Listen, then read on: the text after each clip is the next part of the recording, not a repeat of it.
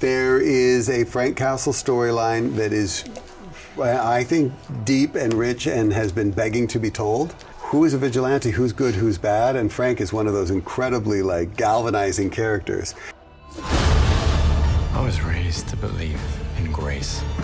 So we do, in episode 2, he does track down he encounters the dirty cop, basically, and there's that great fight scene with the breathing and everything at the end of it. But the cop has what looks like a Punisher symbol or a variation on that. And as you mentioned, Frank Castle's in this season. You have a history with him. I do. I know you can't spoil anything past episode 2, but what can you tell me about that? So, yes, because that tattoo should be a hint. Okay.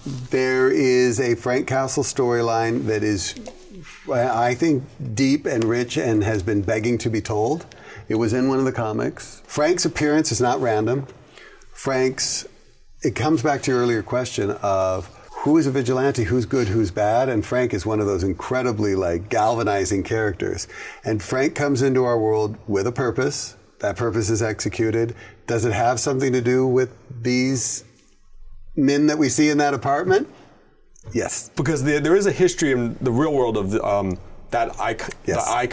iconography of the Punisher symbol being used. So how much of that, we live in such polarized times now, right?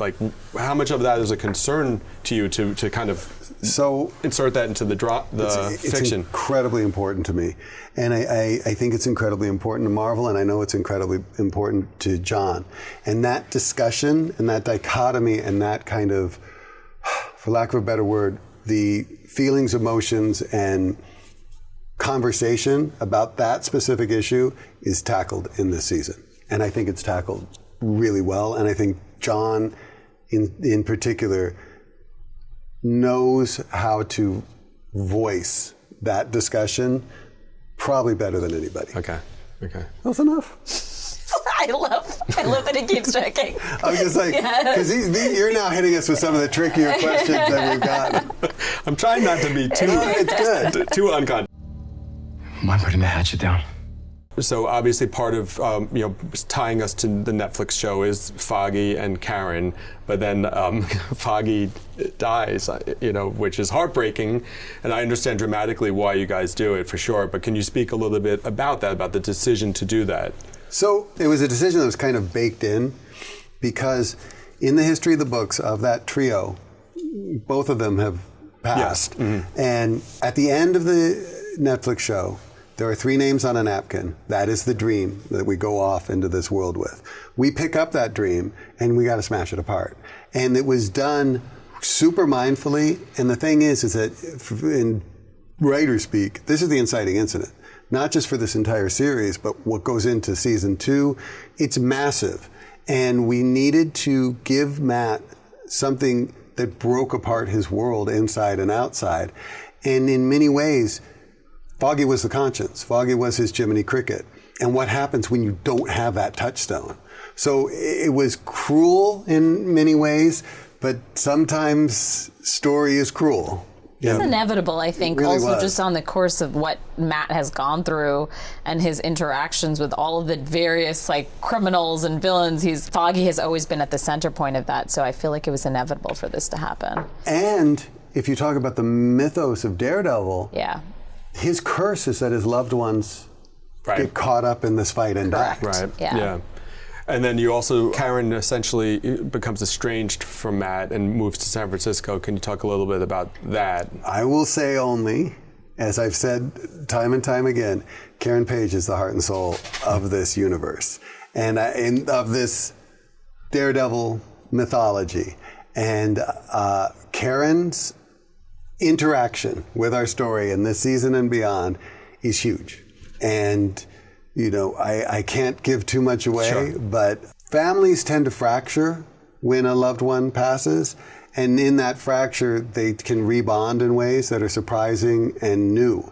And that's kind of what I think we were going for. Okay, all right. I'm glad to hear that, for one thing. But you mentioned that once Foggy's gone, it's sort of like that's Matt's North Star in some ways. Big time, exactly. So then the first thing that he does is he kills. It's Dex, so he doesn't actually die. But as far as Matt knows, he's killed Bullseye, right? And regardless of whether he did or didn't, he wanted to. Right, exactly. So, as a lapsed Catholic, the sin is in the desire as well as the action. Yeah. So then so obviously that affects Matt greatly in terms of now he's no longer going to be Daredevil. But how does that, just in terms of knowing that you're making a superhero show, taking the drama of it out, you still have to have fight scenes and suit costumes and stuff, right? So how does that work? So that was actually the fun part, for lack of a better word, is that for the first part, spoilers I guess, for a chunk of this, it is Matt holding Daredevil at bay. And then there is a turning point, and then things change. And we track that the whole way. And what's funny is if you're paying really strict attention, same thing's going on with our villain. So these two men actually are catalysts for each other. Like, they bring out the best and the worst in each other, and that's what we tried to track through this.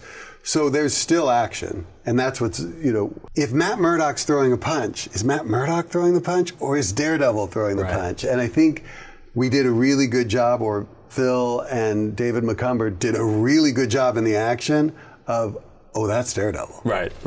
Yeah, he put away the mask for like a minute, and then he's like, I gotta kill someone. Just can't help it. There's always people giving him a good excuse, though, as well. Right? And that's the thing, is he wants to.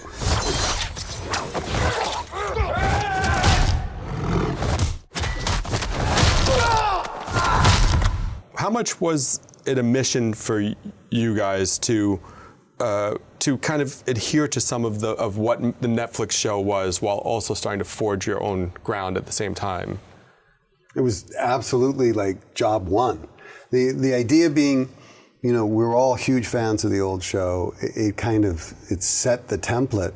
But what we wanted to do is take all of what happened to these characters and push it forward 7 years, and push, everybody's older and should be wiser. Maybe some people are, maybe they're not. And we wanted to take the world and keep it moving and go the next step.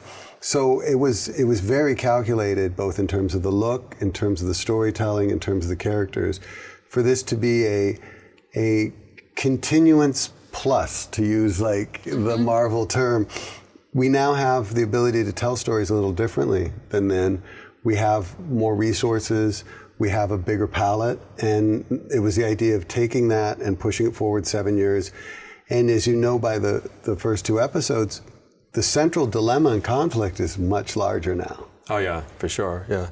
Well, the interesting thing about it now being sort of officially in the MCU is that you have to deal with MCU-ish stuff like magic and superpowers in a way that the Netflix shows had that, but like Daredevil in particular was street level, and so what has that balance been like?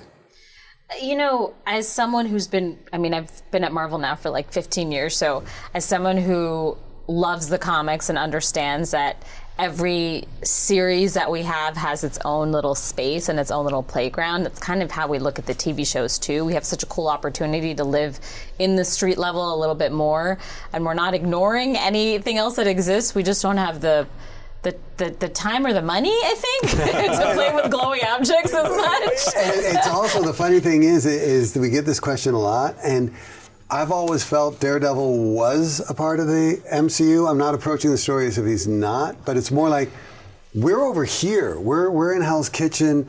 We're gritty, and he doesn't fly.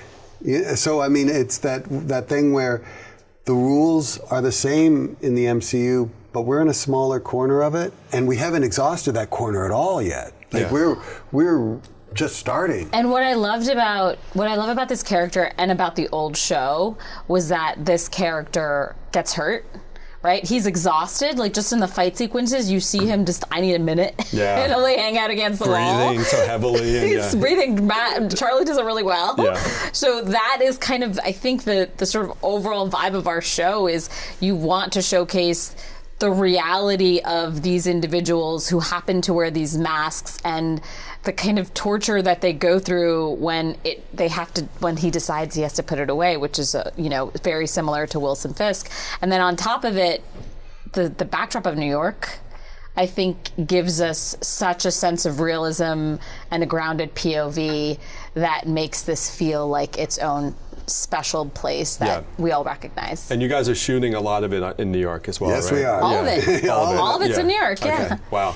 So I think there's a moment in, I think it's episode 2, which I feel like you really brought together for me how you are balancing the MCU-ishness of it with the Daredevil street level stuff, which is at one point Matt is talking about White Tiger and they're talking to a judge or something, and he's like, yeah, well, he didn't even have his magical amulet or something, and the other lawyer is like kind of rolls his eyes, and I was like, this is perfect because it's like these things exist. And yet, it's not. Yeah, but we're not talking about that, and that's not really what we're fixating on, So I thought that was really fun. That's like Justin Aaron's favorite line. Yeah, where's the amulet? Yeah, yes. It's focusing on the humanity as much as we can, and then that other stuff is there. That's the fun part of it. Yeah. It's in the toolbox, right. But it's not the toolbox. Yeah. So you mentioned Wilson Fisk is back and he's kind of doing something different. How much do we think that, without giving away what's going to happen, but how much are we meant to feel in these first couple of episodes that he actually is trying to be a good guy? I think he 100% is trying to be good to New York.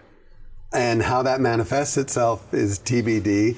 The thing that I love both about the character and about Vincent D'Onofrio's portrayal is you feel the Kingpin lurking behind whatever is going on at all times. And Charlie's doing a similar thing with Daredevil and Matt Murdock. So the question is, which is the mask? Which is the real? Is there a real? And I think we're playing that all the way. So I always think when I don't want to answer questions with a question, but when you ask, does he really want to help out New York? Is he for real? Absolutely. It's does he love Vanessa? Absolutely. He's got a heart. Yeah. I don't quite know what he wants to do with it. Right. Well, every great villain thinks he's the hero of the story, right? So I think that's what makes Kingpin so great, is that you believe, if you can really get in with him, you kind of believe his love. You believe his love for Vanessa, you believe his love for New York, and I think that's, if you get lost, it gets really twisted. And you do remember what he said at one point, not in this show, but in the old one, love is a prison. Love is a prison. Right, yeah, right, yeah. When you were gone, I made this business bulletproof. So what is going on in New York that people are so into Wilson? Because Wilson's anti-superhero, basically, right? And if we go back in MCU history, the Avengers saved New York and they've saved the world. Is there something, what's the undercurrent that he's tapping into that's making him so popular? So in the course of any kind of saving of the city, there tends to be a lot of collateral damage. There tends to be a lot of, for lack of a better word, vigilante violence. And at a time when New York is looking for leadership, is looking for safety, is looking for a return to normalcy, Fisk's argument that these people are making you less safe lands. Yeah.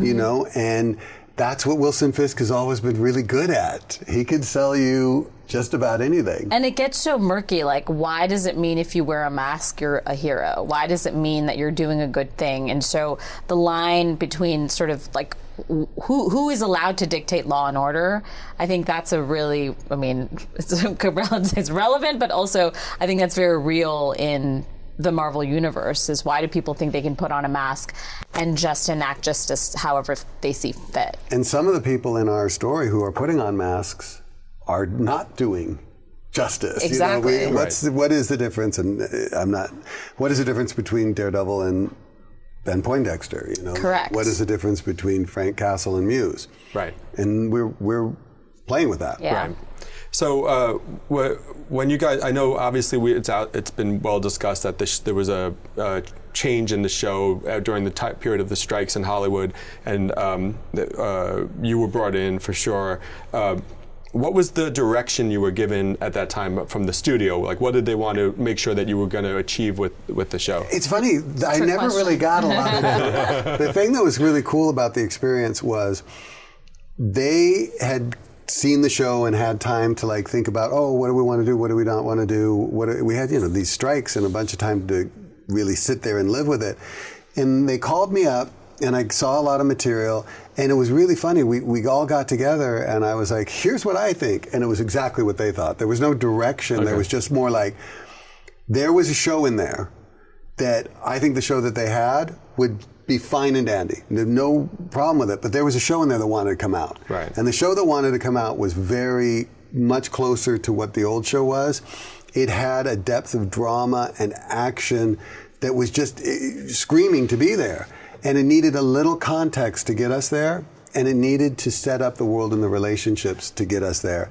And those were the only there was no direction. I guess that sounds... There was plenty of guidance, but there was no like, do this. Well, we definitely knew we wanted it to connect to the old show. Like that was, when we looked at the material, that was a big thing for us, was like, again, like Dario said, it was there, but we wanted to go back and sort of expand on those storylines. And thankfully Dario was super excited about it and gave us a lot of crazy ideas. And we're like, yes, we'll buy that. And it really was a team. When I came in, I talked to everyone. Everybody on the Marvel side. I talked to Charlie, I talked to Vincent, and they're beyond the repositories of these characters. So where we wanted to go, what we wanted to do, how we wanted to illustrate this conflict between Fisk and Murdoch, this go-round, for lack of a better word, was really obvious. Yeah.